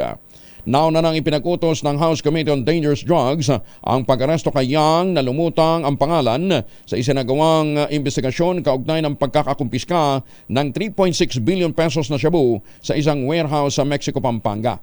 Habang nagsasagawa ng pagdinig ang komite, biglang inilutang naman ni Vice President Sara Duterte na tatakbo sa pagkasenador ang kanyang ama at magkapatid na sina Davao City Mayor Basti Duterte at Davao City Representative Paulo Duterte sa 2025 midterm elections. Bukod kay Asierto, lumutang din ang confess na dating membro ng Davao Death Squad si Arturo Las Cañas na inaakusahan ang dating Pangulo na isang dating drug lord at ang pagpapatupad umano ng Peking Drug War kung saan 27,000 na mga Pilipino nga ang napaslang. Magandang umaga, Pilipinas! Okay, balikan na natin si Ma'am Anita ang presidente ng Santiago City Lackwell Occupants Association Incorporated o SACLOA. Ma'am Anita, good morning po. Magandang umaga. Good morning po. Ayun, na-establish na rin natin. Oo, gaano karami ho ang miyembro nitong SACLOA? 44 po kami. 994 stalls po. 44 yung miyembro tapos 94 stalls. Ano-ano ho itong ano-ano tong mga stalls na ito? Lackwell po, matagal na pong naitayo ito pero 46 years na po yung building. Ano hong katuwiran at kayo po'y gustong paalisin dun ho sa lugar? Condemned na raw po kami. Dahil sa tagal na nga. Oo. Maghahanap buhay pa naman po kami sa mga lugar namin. Opo. Anong gagawin daw ho doon sa bubuwaging struktura? Wala pong sinabing plano at ang sabi po bubuwagin kami, hindi na raw po kami makababalik ayon po sa aming engineer. Teka muna, kayo ho ba? Gagawin lang daw pong parking. Gagawing parking ho yung lugar. Teka muna, Ma'am Anita. Yung lugar, sabi ho ninyo, 46 years? 49 years? 46 years po. 46 years na ninyong inuokupa. Ano ho? Ano yun? Meron ho kayong kontrata o meron ho ba kayong kasunduan? Paano ho ninyo inoccupy for the past 46 years yung lugar? Na-acquire po namin yun. Binigyan naman po kami ng mga kontrata, pero nakalagay po sa kontrata namin, renewable, hindi na po na-renew. Renewable Hanggang every year? po. Renewable every year o renewable, gaano katagal yung term? 10 years. Every 10 years. Hindi, 25 years po yun noon kasi naipatayo po. Tapos sabi renewable. Hindi na po kami ni-renew, tapos nag-a-apply po kami ng mga pagpaparepair. Hindi na rin po kami pinapayagang magpa-repair. Okay. Tapos po dumating na lang po itong condemnation na sinasabi nila na hindi po kami nabigyan ng pabatid. Bigla na lang pong dumating yung mga papel ng notice to vacate po. Okay. At ang sabi ho ay gagawin terminal. Parking po, ayon po doon sa city engineer namin, parking po ang sinabi niya noong unang consultation po noong November 28, 2023. Kayo ho ba, anong legal action na hong ginawa ninyo? Dahil ito magiging isang usaping legal na nga po. May legal action na ho ba kayong idinulog? Kayo ho ba'y sumulat sa konseho? Ano hong ginawa ninyo? Opo. Sumulat po kami, maraming sulat po kami, pero hindi po kami napapakinggan, kaya nga po dumulog po kami sa inyo. Sino bang mayor? Sinong mayor ng Santiago City? Mayor Alisa Tan po, Sheena Tan po. Opo, siya din ho, hindi pa ho nakikipag-audience ho sa inyo? Minsan pa lang po, nung April 12, 2024 po, minsan pa lang. Tapos sabi po, hindi po ako magiging sagabal sa inyong kung ano po yung sa inyong mga hanap buhay. Kung ano po yung balak ninyo, yun po ang gagawin natin. Yun po ang sinabi. Tapos po bigla na lang kami nakatanggap ng notice to vacate po nitong July 1. Oo nga naman. Maliban lang siguro kung sasabihin nilang doon sa parking building, magkakaroon ng panibagong pwesto. Kayo ho naman, willing din ho naman, kung halimbawa po, patatayuan nga talaga ng building, willing naman din ho kayong magbayad pa rin kung kinakailangan. Bagamat siguro, medyo mataas naman. Pero wala pong sinasabi po sa amin. Kami nga raw po hindi na makababalik, kaya po sobrang pangamba po para sa aming lahat. Andito po yung mga kasamahan ko, kasama ko po sila. Opo. Anyway, siguro ganitong maganda. Baka po pwede kayong makipag-seek ng audience uli kay Mayora, nang sa gayon, ma-resolve ho itong usapin to kasi hindi naman po pwedeng gawin nyo. Ganun na lamang, unang-una, kayo ho, nagko-contribute din ho sa kita ho ng lungsod, bahagi din ho kayo ng food chain, at ang tawag dito, bahagi ho kayo ng pagpapaganda ng ekonomiya ho ng Santiago City. Kaya hindi naman siguro dapat baliwalain yung inyo pong mga concerns. Kaaga ho naman ninyo nag-meeting, Ma'am Anita? Talaga pong tinawag ko po yung mga kasamahan ko para makita nyo pong marami kami nakikiusap. Iilan lang po naka-makeup kasi maaga. 4 o'clock po kami nagsigising lahat. Sige. Tatawagan din ho natin siguro si Mayora para ma-address itong concerns na ito. Kasi nga hindi naman siguro po pwedeng basta na lamang gawin ho ang demolition nang wala man lamang suggested relocation ho sa inyo o temporary na lugar na paglalagakan. Meron pong ibinibigay sa amin yung CBD po. Sa public hearing, sinasabi po yung CBD. Kaya lang po, marami pong umayaw sa amin kasi malayo po. Wala talagang para sa amin. Napakamahal pa po nung rate na sinasabi, 500 per square meter. Yung Tiangge type po yung building. Hindi po katulad ng aming mga building na stalls na talagang fix po. Yun po kasi nakita namin konting bagyo lang, liliparin na po yung mga yero, ganun po talaga. Pagkatapos ganun ang paupa, ha? Opo, 500 per square meter po, parang private rate nga po. Malayo pa. 550? Okay, ito, 550 pa 500 pala. to 550 po. Per square meter. Ayaw pa po sa palengke. Matagal na po namin itong in-establish. Mahirap po mag-establish. Kung kukunin daw po namin, 3-year contract lang. Hindi. Paano naman kayo magpapatakbo ng negosyo? Ano yung restaurant? Kami pa po ang magpapagawa nung sa kisame, tsaka yung mga roll-up po. Malayo pa. Oo. Siguro, traffic pa po yung lugar. oo. Muli, tinatawagan natin si Mayora. Ano ulit pangalan ni Mayor ng Santiago City? Mayor Alisa Shinatan po. Alicia Tan. Ayan, Alisa Tan. Shina Tan. Hindi naman siguro kamag-anak niya ni Mayor Alice Go, ano ha? Hindi naman po. Tan naman, Go naman. Mabait naman po siya, kaya lang po. Hindi nga po kami nakausap ng mabuti. Hindi po napakinggan yung aming hinaing. Marami na po kaming pakiusap. Inisa-isa pa po namin lahat yung mga halos konsehal po. Pero ganun pa rin po ang nanalo. Condemn daw po kami. Wala na po kami malapitan talaga. Wala na po kami masulingan. Yung anak buhay po namin hanggang July 31 na lang daw po. Naintindihan natin na ang lifespan ho ng building nasa mga 50 years lang ho talaga ang lifespan ng isang struktura, pero ito naman yata matibay pa ba? Matibay pa po Wala pa pong broken walls, broken beams, and broken posts. Ang ibabaw lang po ang may problema. Pwede pong ayusin kung gugustuhin po nila. Habang ipiniprepare po namin ng pera, kami, sarili namin, mga tao po, ganun po. Wala po Wag naman biglaan. Hindi po lahat napakinggan yung amin pong hinaing.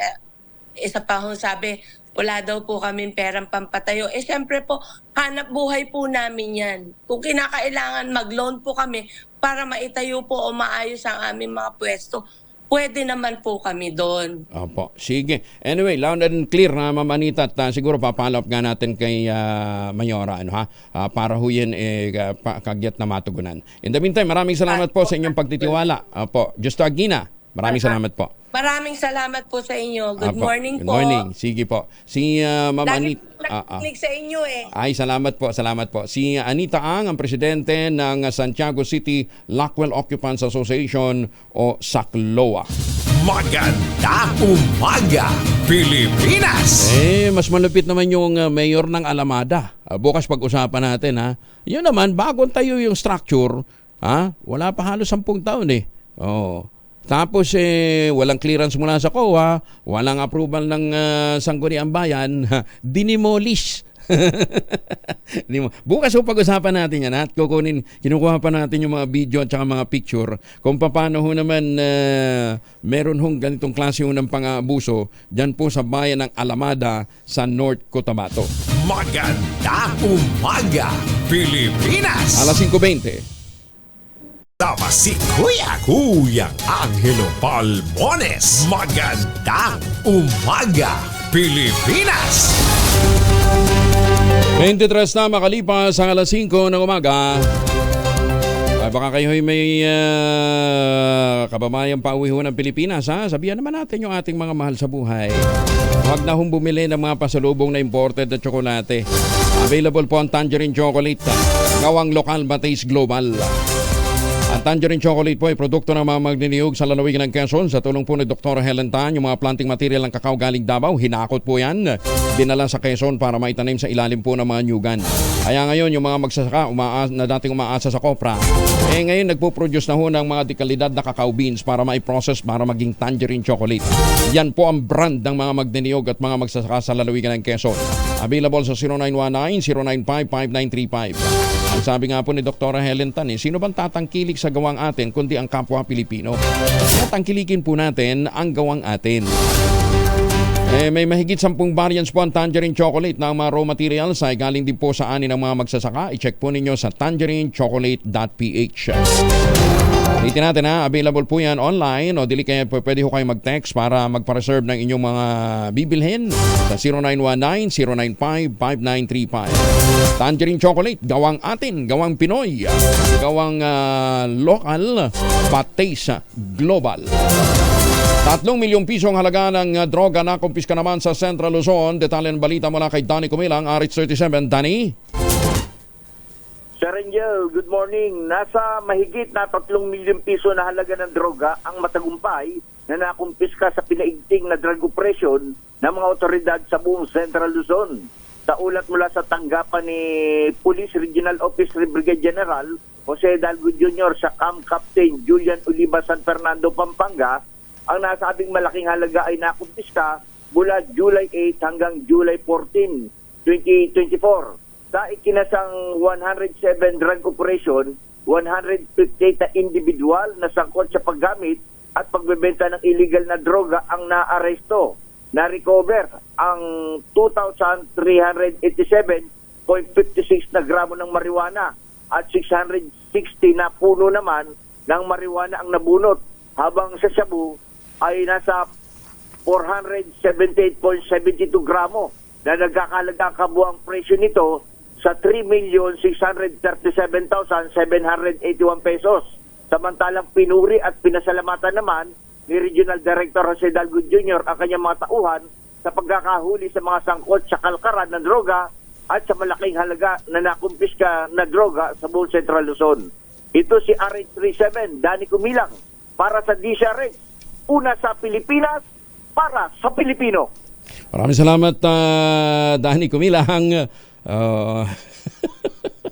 Halatang mga puyat pa itong mga bugoy natin kasama. No? Wag na magyata nag-inuman. Ano? Nandito kasi sila sa Metro Manila yung ilang mga kasama natin para po sa 85th anniversary ng DCRA. Mayapawak kayungan sa ating mga kababayan dyan po sa Pampanga. Rape suspect naman sa Caloocan, arestado na ng PNP. Detalye mo na kay Edwin Duque, RH23. Edwin. May puntag, Kuya Angel, isang buwan makarang sampa ng kasong rape ang lalaking tumakas matapos yung kanyang pangahalay. Natuntun din ng Caloocan Police ang suspect sa Waling-Waling Street sa Barangay 175 sa North Caloocan. Ay dito kay Police Colonel J. Toles, puspusan mo rin kinasang man at operasyon laban dito kay alias Marpin na nagresulta ng kanyang pagkakaresto. Firmado ni Judge Maria Teresa T. Guzman, RTC Branch 131, ang warrant of arrest nito laban naman dito kay sa suspect noong pang May 28, 2024 kung saan ay natuntun ang suspect kaya bigla itong naglaho. Pinasalamatan naman ng pamilya ng biktimang PNP sa mabilis na pagkakaresto dito sa suspect. Ito si RH23, Edwin Duque, DCRH, una sa Pilipinas, una sa Pilipino. Maraming salamat, Edwin. Samantala, si Moy Gonzales may report din ilang mga bangko nag-issue na ng non-existent na certificate para pabulaanan ang mga bank document na isinamite ng dating Caloocan Congressman ni si Ege Rice laban kay Comelec Chair George Garcia. Nako, may tulog. Detalye ng balita mula kay RH29 Boy. Kuya Angel, naglabas ng certification ng ilang mga bangko para pabulaanan ng mga aligasyon ni dating Caloocan City. Representative Edgar Erice na may malalaking bangka deposit si Comelec Chairman George Erwin Garcia. Ang nabanggit na certification ay inisyu ng ilang bangko batay na rin sa kahindingan ni Garcia na buksan ito sa publiko. Kabilang dito ang Land Bank of the Philippines sa Intramuros branch na naglabas ng certification na kung saan nakalahat na non-existent ang personal savings account number 77440011026173 na nakatat sa mga dokumentong ipinareceive sa Comelec ni Erice. Ganito rin ang inilabas na certification ng Metrobank Alparo branch na hindi nag-exist ang account number na kabilang sa nakatas na may mga dokumentong ipinareceive o pinasa sa tanggapan ng Comelec ni Erice kahapon na umaga. sabi ni Garcia, alam ba ng uhula lamang ng mga account number dahil nagturo pa ng mga bangko na malapit sa kanyang tinitirhan, pero mali naman umano ang mga ito. Kanya rin tinitiyak sa publiko na bine-verify na may ang iba pang account upang kung ito ay tunay na account. Ito si Boy Gonzales para sa DCRH, una sa Pilipinas, una sa Pilipino. Magandang umaga, Pilipinas! Maraming salamat, Boy. Nais namang makapagpulong ng Department of Health sa mga food bloggers para pag-usapan ang pagre-regulate sa mukbang video. Inilutang ni Health Secretary Ted Herbosa ang ideya at sinabing bukas sila napakinggan ang hinaing ng mga mukbang content creator para makabuo ng patas na regulasyon ukol dito. Layunan niya nila na magtatag ng parameters sa food blogging na hindi naman malalabag ang karapatan ng mga content creators. Una rito, nabatid na kinukonsidera ng Department of Health na iban ang mga mukbang video kasunod ng pagkamatay ng vlogger na si Dong sa Apatan. Bagay, hindi na healthy eating yung pinopromote ng ilang mukbang vloggers. Ilang sana kung ang pinopromote nila pagkain ng gulay. Alam ko minsan kung ano-ano na lang Diba? Para makadevelop ng content. Magandang umaga sa mga Pilipino dyan sa Hawaii at sa mga suki natin dyan po sa Europe. Lalong-lalo na sa mga nakatutok sa atin dyan sa London. Ay, magandang umaga din po sa mga Pilipino down under dyan po sa New Zealand at Australia.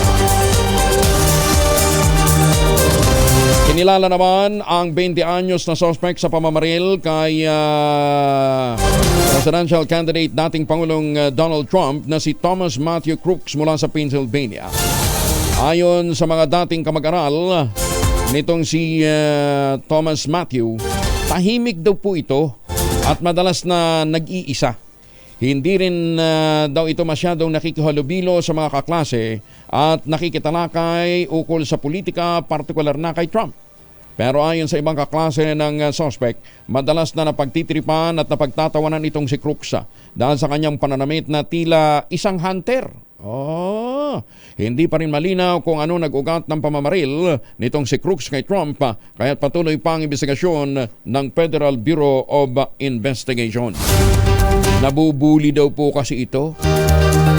Masama din talagang epekto ng bullying, dahil naapektuhan mo yung self-esteem, diba? Tsaka yung para bang nayuyurakan ang dignidad ng mga nagiging biktima po ng pambubuli.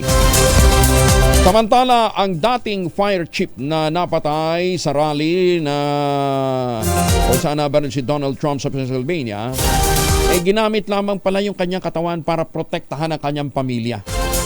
Bagamat lubos na ikinalulungkot, saludo pa rin ang mga kapamilya at kaibigan ni Corey Comperatur sa ginawang pagsasakripisyo para masagip ang kanyang asawa at anak. Kaliwat kanan ang pagbuhos ng suporta sa kanilang pamilya matapos ang naturang pangyayari. At maging si President Joe Biden at First Lady Jill Biden ay nagparating din ang kanilang pakikiramay sa nasawing biktima.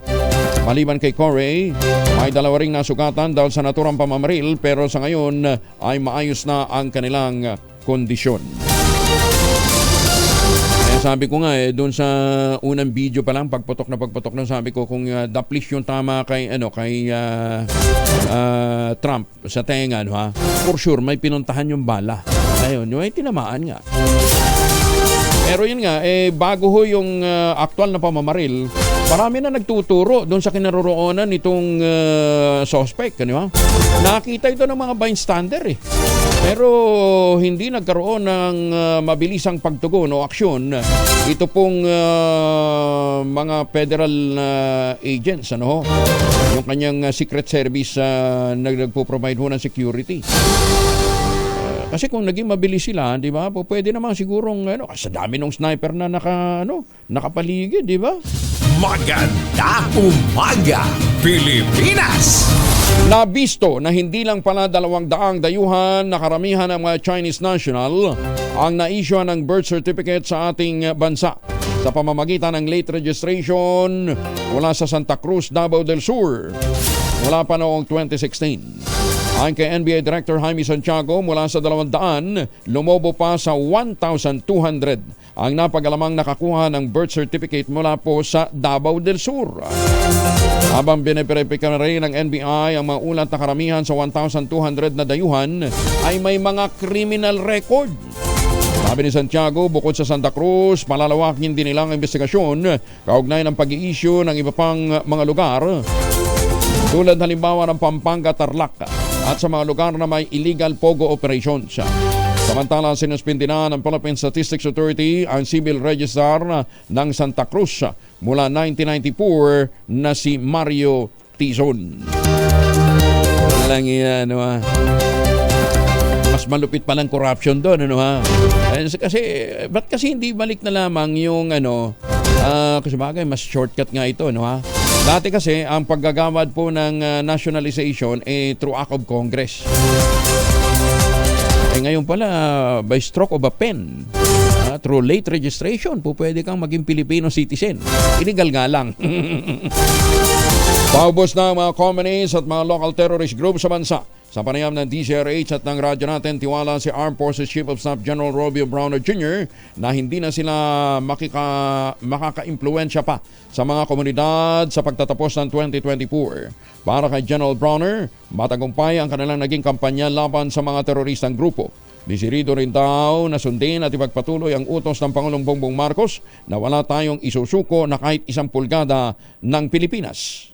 Monitor natin when it comes to yung communist terrorist group, pati na rin po yung mga local terrorist groups, ay pababa na po yung mga parameters na ito. Katulad ng yung manpower nila, yung number of firearms nila, number of barangays na affected.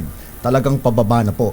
Kaya't confident kami na by the end of 2024 ay talagang magiging inconsequential na po sila. Ibig sabihin ay hindi na po sila talaga makaka-impluensya sa mga komunidad natin dito sa Pilipinas. Ang mga EDCA sites ay tatayo bilang paghahanda para makatulong at makaresponde sa mga kalamidad. Ito naman ang paglilinaw ni AFP Chief of Staff General Robert Browner. Kaugnay ng sinasabing magiging magnet sa digmaan ang mga itatayong o pinapatayong EDCA sa bansa. Napatunayan na din niya ang tulong ng EDCA sites ng mga gamit bilang staging area sa pagpapadala ng mga relief goods sa mga residente nung nagkaroon ng kalamidad sa norte. Pero naniniwala po kami na this is also part of unang-una po, yung mga EDCA sites ay dinala dito. Ang pinaka-objective po natin is to prepare for humanitarian assistance and disaster response. Kaya't yun po yung primary na purpose po nito. Nakita na po natin nung nagkaroon ng mga kalamidad dito sa norte, ay nagamit po natin yung mga EDCA sites. Katulad nung Lalo Airport, ay nagamit natin na staging area para makapagdala ng mga relief goods sa ating mga kababayan. Samantala, dagdag pa ni Browner, hindi rin naman gagawing pangunahing target ng mga mananakop ang EDCA sites sakali mang totoo at may gustong manghimasok sa Pilipinas. Pero naniniwala po kami na this is also part of the deterrent na tinatawag po natin, yung deterrent posture natin. Hindi po natin masasabi na magiging magnet ito. Dahil kung meron po talagang may balak na sumakop sa atin, hindi lang naman po yung mga EDCA sites Even the seat of government, yan po ang natural na target nila.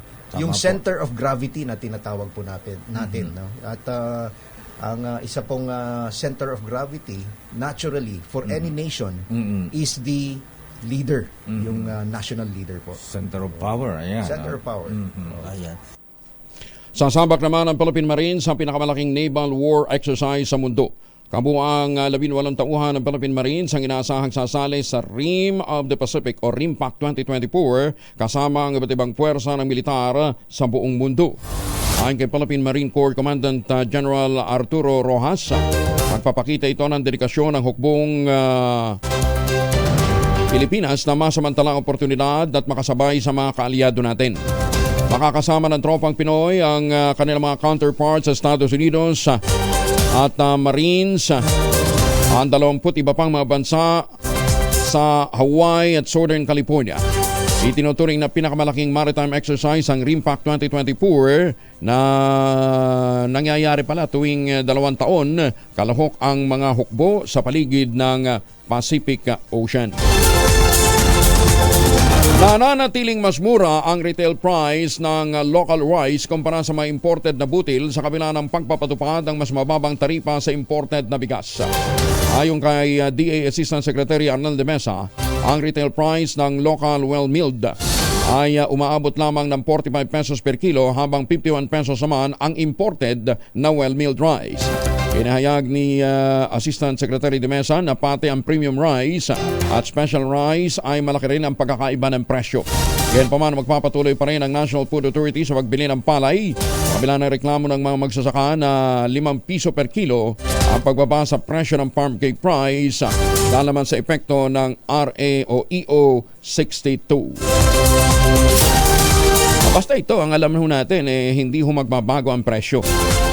Kasi malapit na ho ang launching ng St. Monique Ballet dyan po sa Barangay Pantok, Binangonan, Rizal. Kaya ngayon pa lamang ho ang ating payo. Makipag-ugnay na ho ang mga interesado dito po sa mga ino-offer ngayon ng St. Monique Ballet na mga townhouse. 0917-719-7908. Di ba? Ang ganda nito.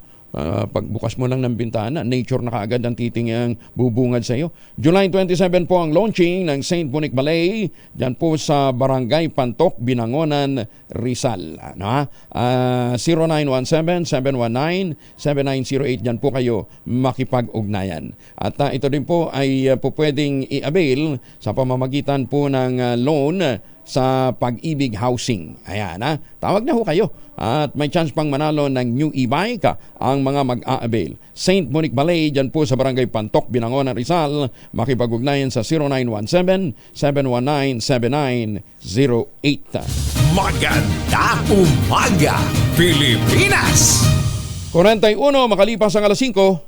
Sa matigpaminaw natin yan sa Midsaya pa at magandang umaga din po sa mga suki natin dyan sa Davao. Nako, medyo may kalakasan din po ang mga pag-ulan dyan po sa may bahagi ng Mindanao. Magandang umaga din kay Professor Andy Pereira. Prof, thank you. Maraming salamat po sa concern. At kay Congressman Ador Plato, thank you for gracing the 85th anniversary kahapon ng DCRH. Magandang umaga din kay Ambassador Harry Angping at kay Ma'am Naida Angping dyan po sa Maynila. Exciting pong politika dyan po sa Maynila, Mukhang magbabalik daw po si Isko.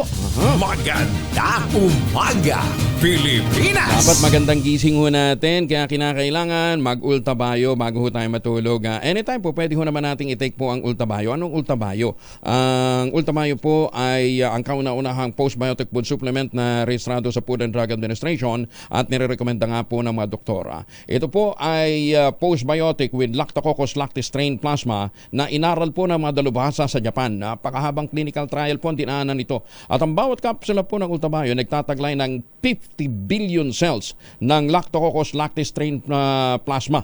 Kaya napatunayan sa pag-aaral na nakatutulong ito para maitaboy ang mga toxin sa ating katawan habang tayo po ay natutulog. Ganun ho ang bisa nitong ultabayo o postbiotic. Kaya sa panahon ho na kinakailangan natin ng kaagapay laban sa puyat, pagod at stress, nandyan po ang ultabayo. Ano bang ginagawa ho nito? Pagpasok po nito sa ating katawan, ina-activate po nito yung pong commander ng ating immune system, yung plasmacytoid dendritic cell. At ito po ang nagtataboy nga po ng mga toxins. Kaya habang tayo natutulog, pinapanumbalik nito ang sigla ng ating katawan. Nagkakaroon tayo ng panibagong lakas para po sa panibagong hamon ng bukas. Ayan, available po yan sa Lazada at Shopee. At siguraduhin lamang po na ito po galing sa Theoxis Health Ventures. Available din po sa Mercury Drug, Amesco Drug, Pasmed Pharmacy, Joann's Pharmacy at Curamed. Ito po ay certified halal para ho sa mga concerns ho ninyo. Po pwede ho kayo magtanong sa 0917-110-6580. Tandaan, sa panahon na kailangan natin ng kaagapay sa puyat, pagod at stress, nandyan po ang Ultabayo, ang kauna-unahang postbiotic food supplement na rekomendado ng mga doktor, rehistrado sa Food and Drug Administration. Mahalagang paalala, ang Ultabayo hindi gamot at hindi dapat gamiting panggamot sa anumang uri ng sakit. Maganda umaga, Pilipinas! Ang PNP na alerto ang mga police chief. Bakit? Alamin natin mula kay Edniel Parosa, RH52. Edniel, good morning. Good morning, Kuya Angel. Inalerto na ng Philippine National Police sa mga local at regional director nito para asistihan ng Senado sa pag-aresto kay suspended Bamban Mayor Alice Go. Ito'y kasunod ng pag-arangkada ng paghunting ng Office of the Senate Sergeant at Arms sa alkalde, maging kina Sheila Lialgo, Wesley Lialgo, John Jong Go, Semen Go, hinihinalang ina nitong si Mayor Go na si Wen Yilin at Dennis Cunanan. Sa pulong palitan sa Campo Crame, sinabi ni PNP spokesperson, Police Colonel Jean Pardo, na pinasasakloran ng pambansang pulisya sa Senado ang mga chiefs of police na hawak itong mga address ng mga akusado. Binigyan lamang ng 24 oras nitong weekend itang OSA para isilbi ang arrest order sa 8 individual, pero tanging accountant lamang na si Nancy Gamo ang nadala sa Senado. Abatid na pinasusulpot din ng Senate Committee on Women, Children, Family Relations and Gender Equality ang mga akusado sa July 19 o July 29 kaugnay ng nagpapatuloy na investigasyon sa mga iligal na pogo. Ito si Edniel Parrosa, nag-uulat para sa DZRH. Una sa Pilipinas, una sa Pilipino. Maraming salamat, Edniel. Tiniyak naman ni Senate President Jesus Cunero na magiging ligtas sina Bamban Mayor Alice Go at ang kanyang mga kasamahan oras na sila'y mapa sa kamay ng Senado. Sinabi ni Escudero sa panayam ng DZRH at ang radyo natin na may nakahanda ng detention facility para sa pagsuko ni Naguo o may pag-aresto sa kanila ng Senate Sergeant at Arms. Oo naman, ginagarantiyan ng Senado sa sino mga dadakpin para i-detain na sa Senado ang seguridad nino man, kabilang na siya. And ready ang Senate? Na-identify na namin ni General Angkan yung pagdedetainan. Hindi lamang sa kanya, ulitin ko, sa iba pang iniiswa ng warrant of arrest ng Senado. Pinayuhan na rin ang isa sa mga abogado ng suspended mayor na si Alice Go na sumuko na ito sa Senado. Ayon kay Attorney Stephen David, nasa bansa pang alkalde at nakakapag-usap pa sila via Zoom. Sinabi rin ni Atty. David na malabong makalabas ng bansa ang alkalde dahil sa lookout bulletin na ipinalabas ng Bureau of Immigration. Una rito nabigo ang Senate Sergeant at Arms na may silbi ang warrant of arrest kay Guo matapos na hindi matagpuan sa address nito sa Tarlac, sa Bulacan at sa Valenzuela. Maganda umaga, Pilipinas! Ayan, happy 85th anniversary din daw. Pagbati mula kay General James Brillantes na bumabati din ng 50th happy birthday kay ating Micheke Armandi. Galing po sa mga batang San Miguel, kasama si Retired Police Major General Charles Carima at General Romy Berra. 6 na minuto na lamang bago po mag-aces ng umaga. Angelo Palmones, magandang umaga, Pilipinas! Dami pa na magbe-birthday ngayon July, ano ha? Ngayon ba ang blowout ni Mayor Deo? Hapon party, ngayon naman blowout ni Mayor Deo ba? Ayos ha?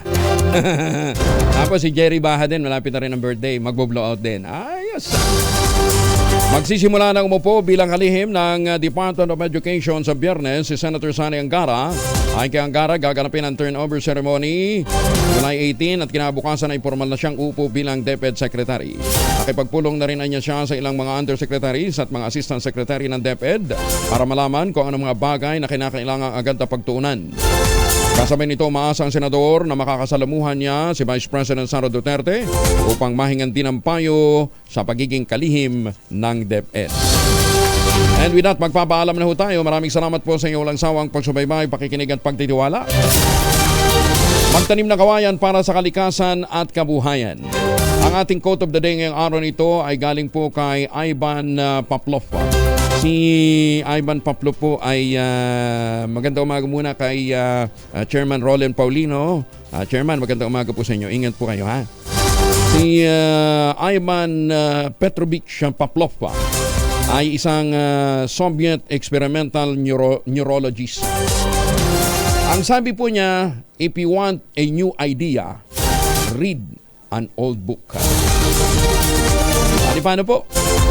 Magkarinigan tayo muli bukas sa isa pang edisyon ng Magandang Umaga Pilipinas.